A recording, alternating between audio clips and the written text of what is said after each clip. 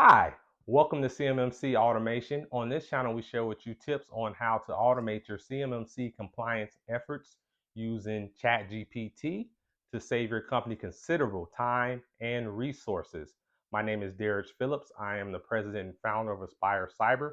We specialize in helping small defense contractors prepare for their CMMC assessments. Also, I am a certified CMMC assessor and instructor. Let's get to the content. Today, I'll be showing you how to use GPT-4 to automate your CMMC compliance activities for 3.4 AC.L2-3.1.17 wireless access protection. So this practice focuses on ensuring that whatever wireless protection solution you're using satisfies the requirements for protecting the confidentiality of CUI. So ensuring that cryptography is FIPS validated 140-2 or higher. Let's jump over to the CMMC Level 2 Assessment Guide. We can see for 3.1.17, so protect wireless access using authentication and encryption. So we have two assessment objectives for this one. It's important to note that in the discussion section, it mentions that simply using an improved algorithm is not sufficient. The module, software, and or hardware used to implement the algorithm must be separately validated under FIPS 140. So again, that really is going to be the key. Making sure that cryptographic module that you're using for your wireless protection, that encryption, is FIPS 140-2 validated. So we are going to enter the conversation. So now we're in GPT-4 in the same conversation that we've been using for all of the 801.71 practices in this video series. As with our previous videos, we start with prompting ChatGPT, providing it with context, what responses we're expecting in this conversation. So 801.71 practices and assessment objectives, looking for concise responses. That includes administrative and technical solutions. Also recommend evidence that we can present to that CMMC assessor during our level 2 assessments. And GPT-4 lets us know, hey, understood. Provide me with the prompts so I can provide you with guidance. 3.1.17, want to protect wireless access using authentication and encryption. Actually, okay, so this one is an example where GPT-4, it has knowledge of 3.1.17 in advance already. So pretty much once I listed the practice, it's already telling me what the two assessment objectives are.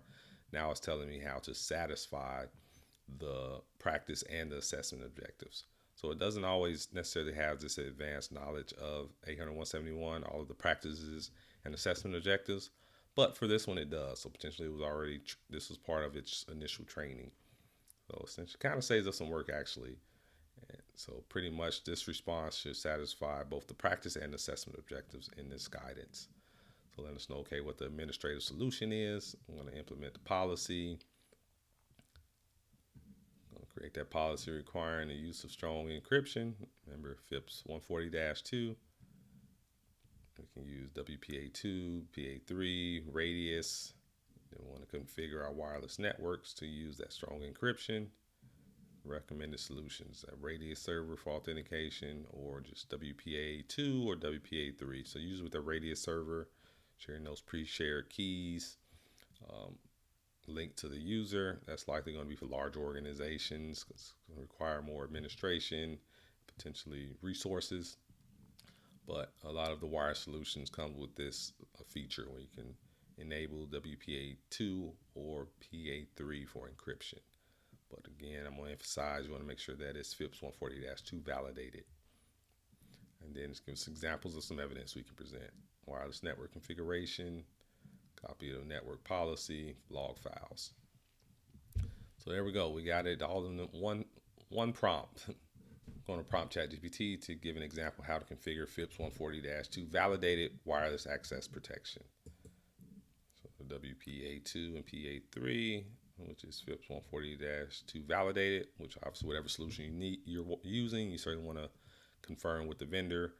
Also check the NIST list and make sure you can have access to that certificate. showing the access point. So I want to select the WPA2 or PA3. Then it's giving an example on a radius server, different encryption. Client configuration. So obviously you would provide GPT-4 with your specific solution, and if you need help configuring it, prompt ChatGPT for that guidance. But it does say, please note this access will vary based on the equipment used, and it's crucial. Can't emphasize that enough. It's crucial to verify the FIPS 140-2 compliance for all products involved in network security. Because, for example, a device can be FIPS 140-2 validated, but you may need to enable that cryptographic module. If you don't have it enabled properly, configured properly, then it's not operating as intended and not operating in that compliant mode. So then that'll be another example where this practice would not be met. All right, we're going to close out this video, as we do with all our videos in this series, with prompting GPT-4 for a project plan, so we can take action today on implementing these controls. So we want that project plan, including administrative and technical solutions. You know, my favorite, I want that chart, so it's just easy to read and follow. Implement the policies, the use of this strong encryption, FIPS 140-2. So there you have it. This is the step that I recommend you follow to get started with implementing the NIST 800-171 practices and assessment objectives to help you get prepared for your CMMC Level 2 assessment, and most importantly, ensure that you're protecting the confidentiality of controlled unclassified information. I hope that you got a lot of value from watching this video, and now you have a good understanding of how to satisfy 3.1.17 and wireless access protection. I invite you to leave comments, feedback, if you have any suggestions for additional videos that you would like to see me make, or ways I can improve this video series. Please let me know. You can reach out to me directly at dphillips@aspirecyber.com, or just leave your comments, or just leave your feedback in the comments section below.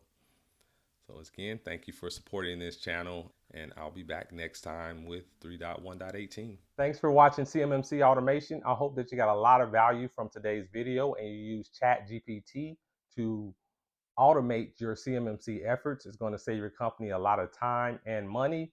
If you have any questions, don't hesitate to reach out to me at Aspire Cyber. Also, you can leave your questions in the comments down below. Be sure to subscribe because it helps out this channel immensely. I really appreciate it, and good luck to you on your CMMC journey.